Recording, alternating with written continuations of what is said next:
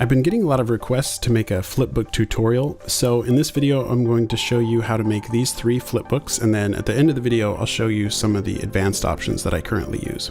So this is what you're going to need: a stack of paper, binder clips, and a light source. For your paper, I recommend starting with index cards. You could use a stack of post-it notes or a notepad or the corner pages of your math book, but I recommend cards because they are thicker and much better to flip. We'll start with something super simple. I'm just going to draw a stick man and I'm going to have him wave. Now, the key to keeping your drawings consistent and matching from page to page is you need to be able to see through your current page to your previous drawing so that you can reference it as you draw your next page. So here I'm using a light, and now I can see the previous page, draw over the top of it, and make any changes I want. I'm speeding up the video here, and again, this is just super simple to kind of show you basically how it works. So I'm tracing over his body and moving his arm a little bit for each page. I'm going to make his arm go back and forth about 3 times here. And there are several options you can use for a light source. You could use a light box, an LED tracing pad. If you had nothing else, you could hold the paper up to a bright window.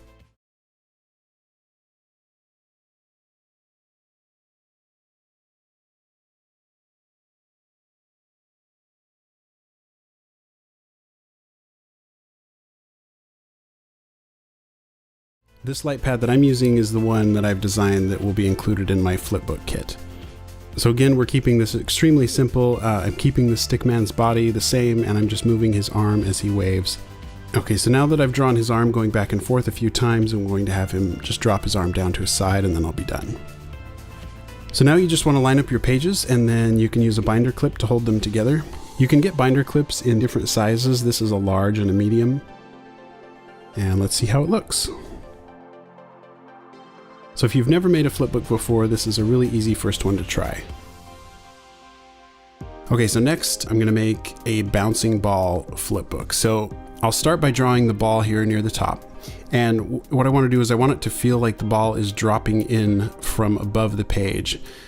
So my first increment is going to be pretty big since the ball is already going to be at speed. This isn't going to be perfect, but I'll draw the next one about here. And then each page you want that distance that the ball travels to be bigger. And the reason for that is because of how gravity works.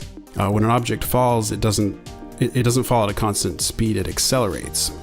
So one thing that might help here is to do a Google image search for bouncing ball animation, and you'll find some diagrams of how a ball bounces, which will give you some good references to follow. But just remember that it doesn't have to be perfect, just try it out, have fun with it. And now on this page, I'm actually making the ball more of an oval shape, and this will help it to feel like it's moving even faster on this frame. And you'll notice when I flip it, you almost just kind of feel it more than you see it. And now the impact as it hits the ground and squashes flat. Now this next page is just starting to spring back up. Now we're back up in the air. Since gravity is working against us now, the ball is slowing down as it goes up, so we want to make our distance traveled each page to decrease until the ball finally starts falling again. Okay, and we're getting pretty slow here, and now it's just starting to fall back down.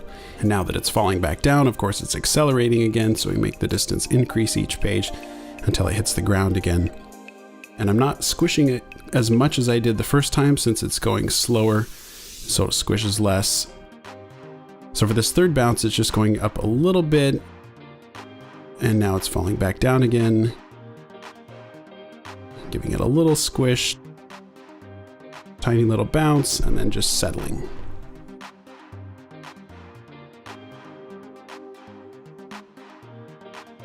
Okay, let's see how it looks.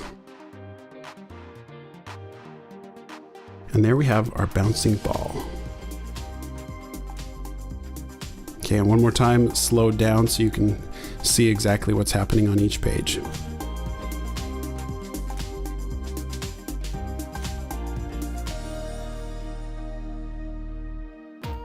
All right, for the third flipbook, I'm going to have a UFO come down and abduct this little stick person. So this first drawing I'm making is just going to be used as a template. I just want to figure out what my UFO is going to look like beforehand. So on these first few pages, I'm just gonna have the stick person standing there before the UFO appears. And now on this page, the UFO is just starting to appear, so we just see the bottom of it coming into view, and I'm just tracing my template here to help me out a bit. And now I can just trace that same drawing and it's coming down a little further. Tracing a template drawing like this isn't something that you have to do. It helps sometimes if you just want an easy way to make sure that your drawings look the same from page to page. Sometimes you have an object moving across the page that it doesn't need to change shape. All it needs to do is move across. And so in that case, just tracing a drawing as it moves along is pretty easy. Now at this point, I'm no longer using the template drawing. I'm just referencing the previous page like normal. Just remember not to get too worried about making things perfect. The most important thing is just to have fun with it. So here the energy beam is just starting to appear below the UFO, and I want it to appear pretty quickly, so I'm just drawing this one in-between frame before it fully reaches the ground.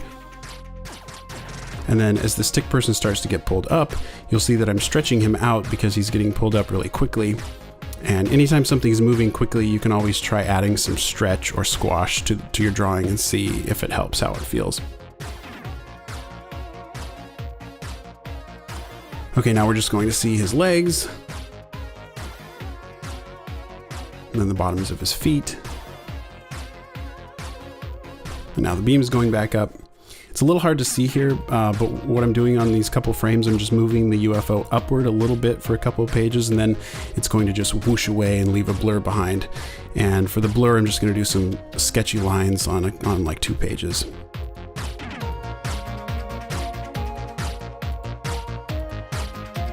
And that's it. Okay, let's see how it looks.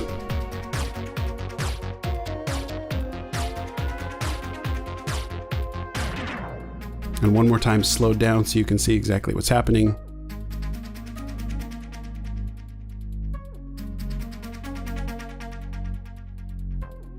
So those are the basics to help you get started, and earlier I mentioned some advanced options that I currently use. This is some custom paper that I had made. It's acid-free, it's really smooth, and it feels really nice when you flip it. Binder clips are great, and I use them while I'm making a flipbook, but once it's finished, I like to bind it together with these brass binding screws. I really love the way these things look. I think it finishes it off really nicely, and it keeps the paper perfectly in line. And this, of course, is my custom light pad, which I designed specifically for flipbook making. All these things are part of my flipbook kit, and I'll put a link to that in the video description. So that's my basic flipbook tutorial. I hope that helps. If you have any questions, please leave them below and I'll do my best to answer. And if you thought this video was helpful, please subscribe and hit that like button. I've got lots more flipbook and animation videos on the way. Thank you guys so much for watching, and I'll see you in the next one.